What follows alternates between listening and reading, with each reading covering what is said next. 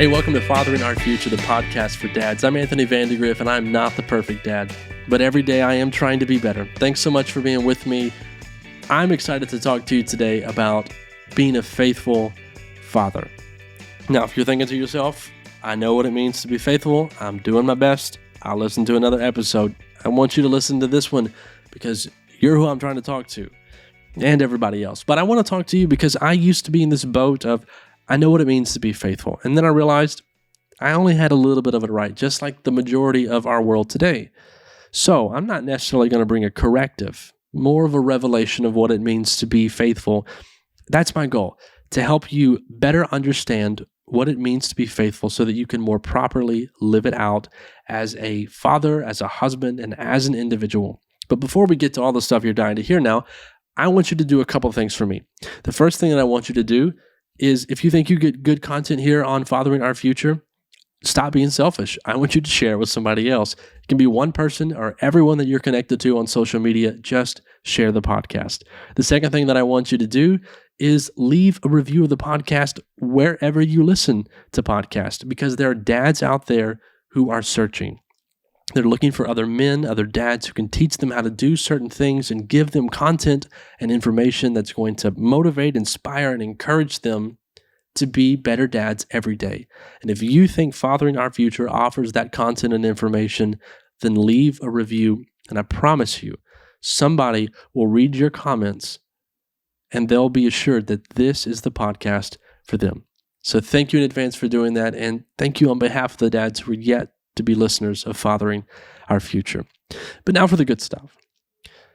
I think that by and large, we skew what it means to be faithful. That we view it in a very particular lens, and therefore we live it out in a very particular way, and we miss the big side of what it really means to be faithful.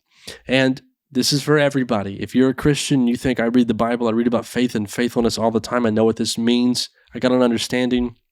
Look, I'm a Christian too, and I've read the good book, and I have realized that there are things that I thought for years that were wrong, because we are so guilty of taking our 21st century understanding and our cultural definitions of particular words and imposing that on an ancient text and saying, it means the same thing, I got this. And oftentimes, we ain't got this, okay? We mess up some things with the scriptures.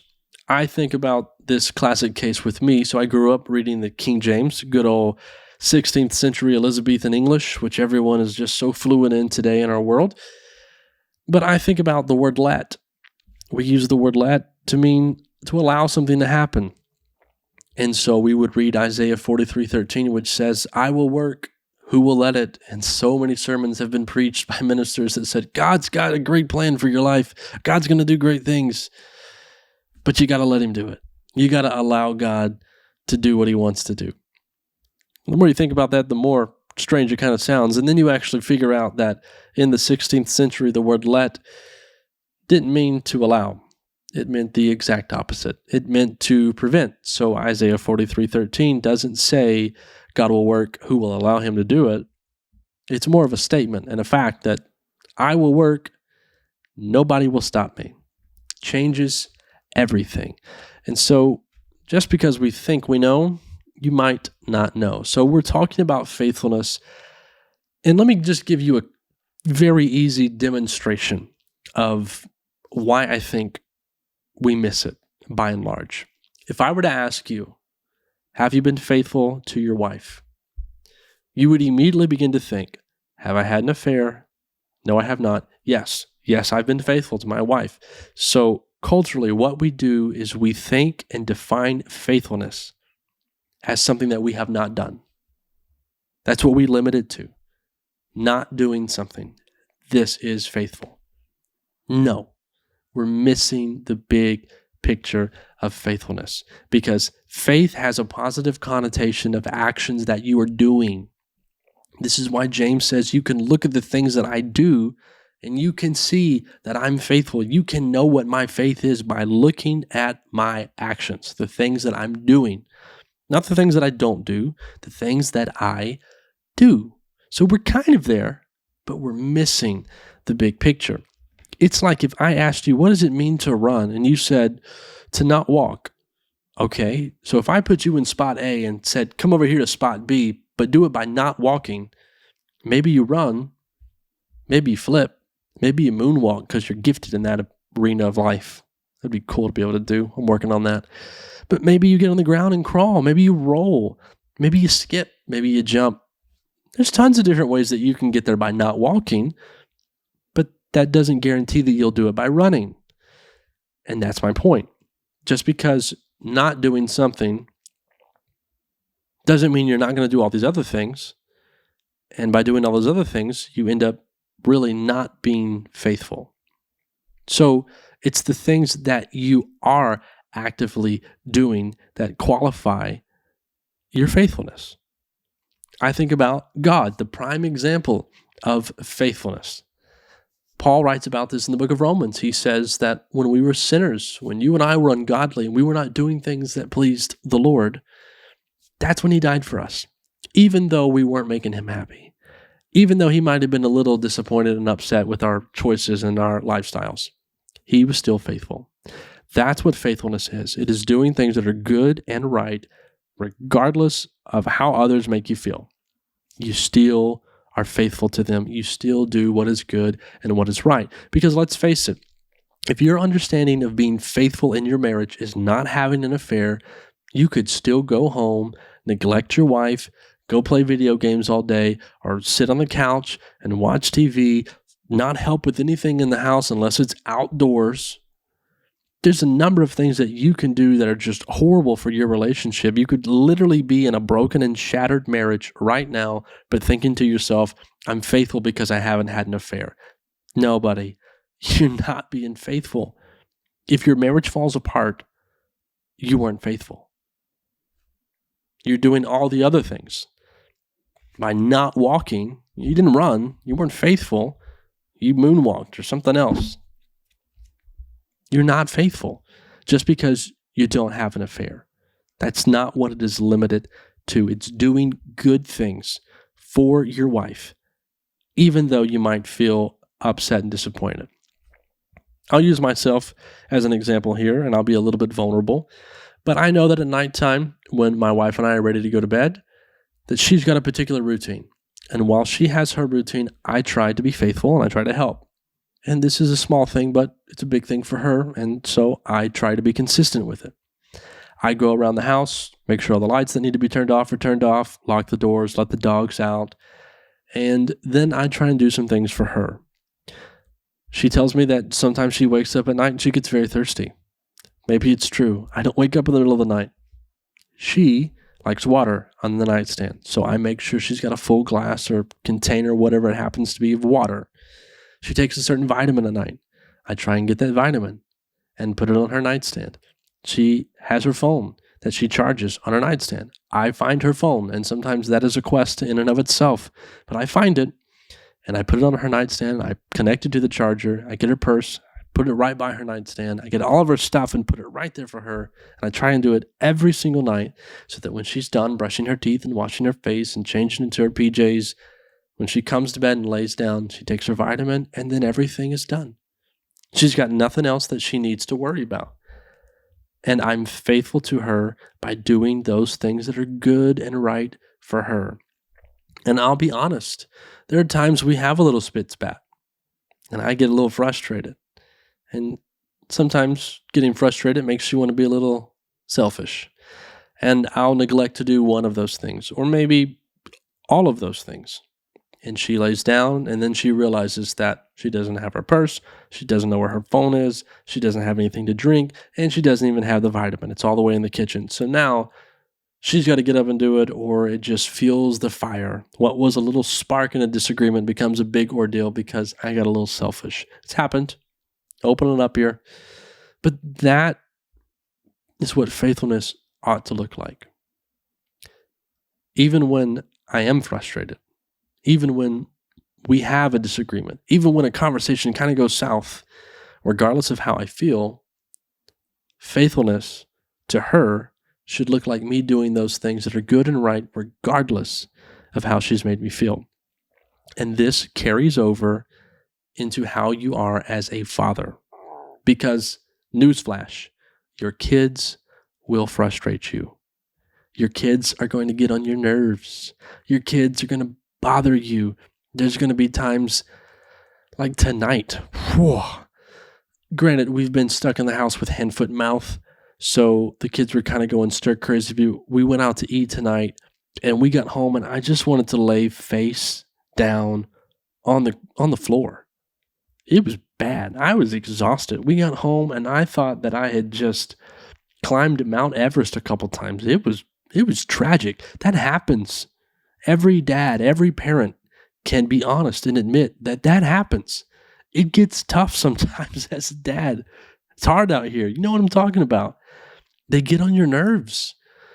But just because they do that doesn't mean that you have the right to neglect them. You have to be faithful. You have to continue to do the things that are good and right for them, regardless of how they might make you feel. Because I think this is one of the biggest fallacies that has been presented to fathers, that you just have to be there. I hate every time I see that little graphic of 95% of the job is just being there. No, it's not. That's another reason why I think we misunderstand what it means to be faithful. Yeah, maybe you're always consistently present. You're in attendance. But just because you happen to be in the same place as your kids doesn't mean that you're being faithful to them. You can still neglect them in the same way that you could still neglect your spouse. You could play video games. You could work. You could do the things that you want to do and have nothing to do with their lives.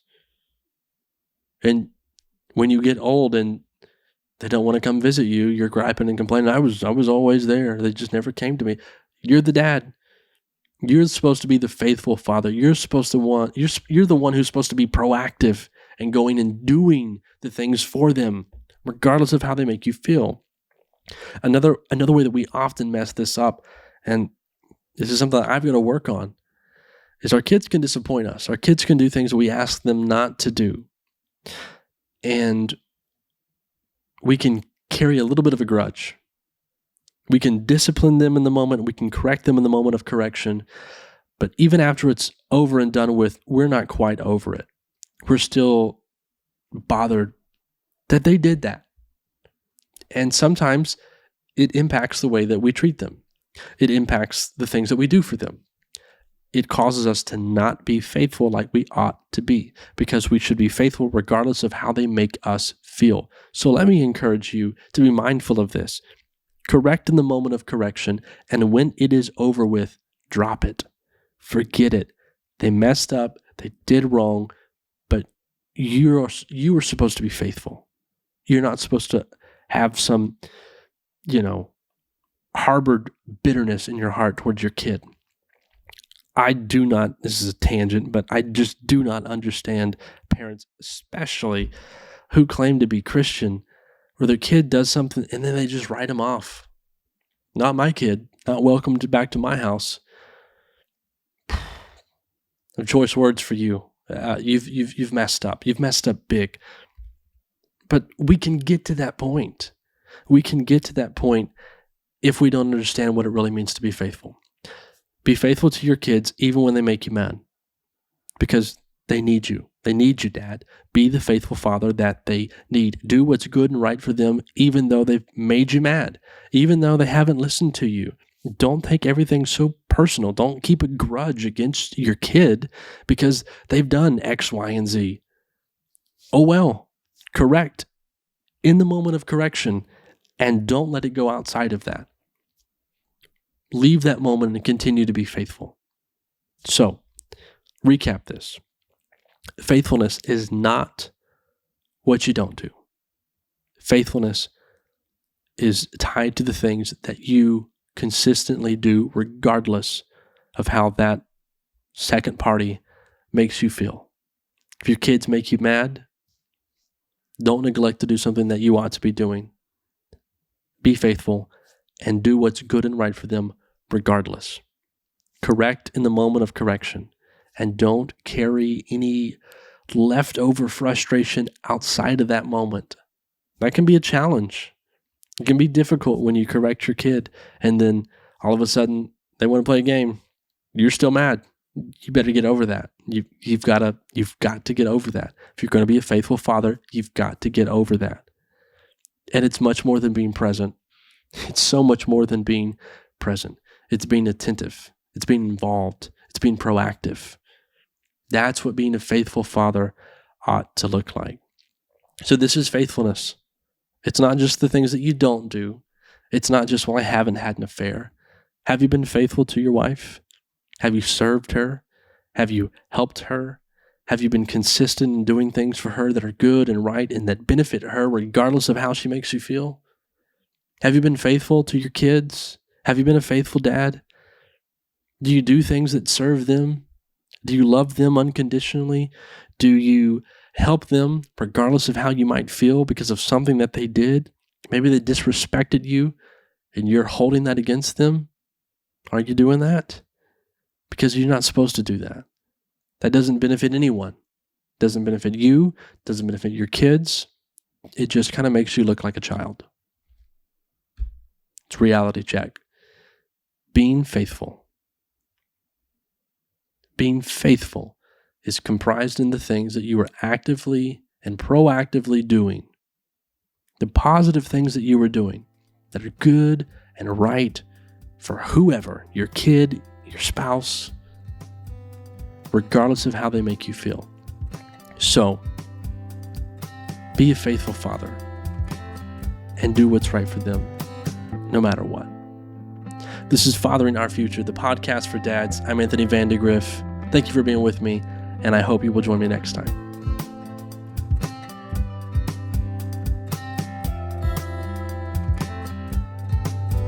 Hey, thanks for watching today's episode. I hope it has blessed you and challenged you to strive to be a better dad every day. And if you'd like more great content like this, just subscribe to the channel.